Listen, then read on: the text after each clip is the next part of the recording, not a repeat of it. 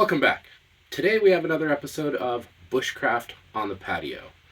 That is where we take our bushcraft skills and instead of trying to practice them out in the woods, we try to do those things on the patio or in the garage, at home, where normal people live. Today we are doing something that was inspired by one of you guys. When I did one of my previous Bushcraft on the Patio videos, I did a video on making feather sticks and making a feather stick with any type of knife or knife blade. And somebody commented and asked, can you make a feather stick with a potato peeler? And well, I didn't know. Now that got me thinking. Maybe a potato peeler would work to make feather sticks and start fires. And what else might work to make a feather stick and start a fire that's not a knife, but something you might have around the house? I went to the dollar store. I walked through the entire dollar store looking for a potato peeler because I wanted to know if you could make a feather stick with a potato peeler. Now, I didn't actually find a potato peeler at the dollar store. I had to get this somewhere else. But what I did find at the dollar store was a whole bunch of other things. Basically, I walked through the entire dollar store looking for anything that looked sharp enough to make some shavings off of wood to start a fire, but that wasn't a knife. Like, they sell kitchen knives and things at the dollar store, but I didn't get anything that was actually a knife. So let me show you what else I got. I got this grater. I got this kitchen chopper scraper thing. I got a pizza cutter. I got this thing, which it says it's a cake spatula. There's a pair of dollar store kitchen shears. Here's a shovel. Here's a decorative metal house. This has some surprisingly sharp edges. And then last, some nail clippers and some cuticle trimmers. So the plan is to take each of these items outside, and we'll be testing each of these to see if we can get any sort of shavings off of the wood. And if we are successful, then I'll also use a ferro rod to see if we can strike a spark off of a ferro rod to start those shavings. So let's go test these things out.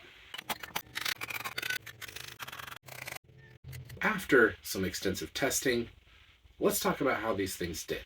But first, a couple of things.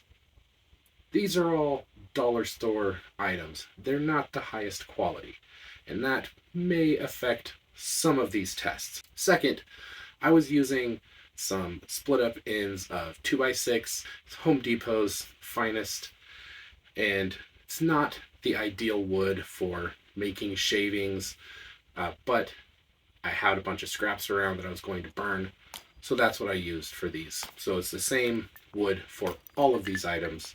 First up, the grater. This thing managed to make a few splinters. The edges aren't actually sharp in here, so it did not manage to do much of anything at all. Complete failure. Second, the kitchen scraper. Now, obviously this is not sharp. Couldn't get any shavings with it, but this did work kind of like a card scraper would. We're able to scrape and get some very fine shavings. I could get sparks off of a ferro rod with this thing, but this big surface area kind of worked like a fan, so I'd get a spark and it would blow all of the tinder away. Next, I used the small shovel, which I don't have because I gave it to my kids to dig holes. The edges on the shovel were not actually sharp at all. They were kind of rounded. It didn't make shavings or do anything at all. Next, the pizza cutter. The pizza cutter I had some hopes for because it is a sharp edge, and it indeed did make some little shavings. I couldn't get any sparks off of a ferro rod with this though. Next up was this thing here, which was sold as a cake serving spatula. This worked decently well at, again, scraping the wood and getting some nice fuzz, and this made a pretty good spark off of a ferro rod. So this thing was able to get a fire started. Then the decorative house. Flat surfaces worked pretty well for scraping, getting those little fine shavings. However, didn't really work well for getting a spark off of a ferro rod. Even if you could get a spark, it's just fanning and blowing all of your tinder away. Next, the kitchen shears. So the kitchen shears worked pretty well for getting some shavings. Not only could I get shavings off of them, but you could also get a spark off of a ferro rod with these things, and was able to get a fire going with the kitchen shears. The nail clippers did not work. I don't know why I ever thought this would work.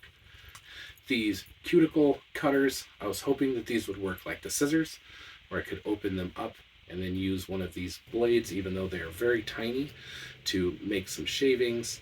But these have a really weird angle on them, and they're so tiny I wasn't able to get that to work. And that brings us to the potato peeler. This surprisingly worked amazing. You're not going to make a feather stick with this, but you can get some decent shavings off of a piece of wood. Sadly, the potato peeler could not get a spark off of a ferro rod. So there we go. This was a completely impractical exercise. If I need to start a fire out in the woods and I need to make shavings, using a good knife is the best way to make a feather stick and get my tinder ready for a fire. And using a ferro rod is fun, but using a lighter is the fastest way to get my fire started, and I could have bought a lighter at the dollar store and saved myself a whole lot of time. But this wasn't about starting a fire the easiest way, so I would encourage all of you guys to practice your bushcraft skills, your survival skills at home on your patios. Take a look around, find some unusual things that you would not have thought of trying to start a fire with. Take them outside, see if you can get a fire going. So you'll be prepared for the next zombie apocalypse, UFO invasion, spy balloons. Even if you don't have the woods, you can do this on your patio. Just don't start fires in your house. Stay safe. Thank you all for watching. I appreciate all of you, and I will see you next time.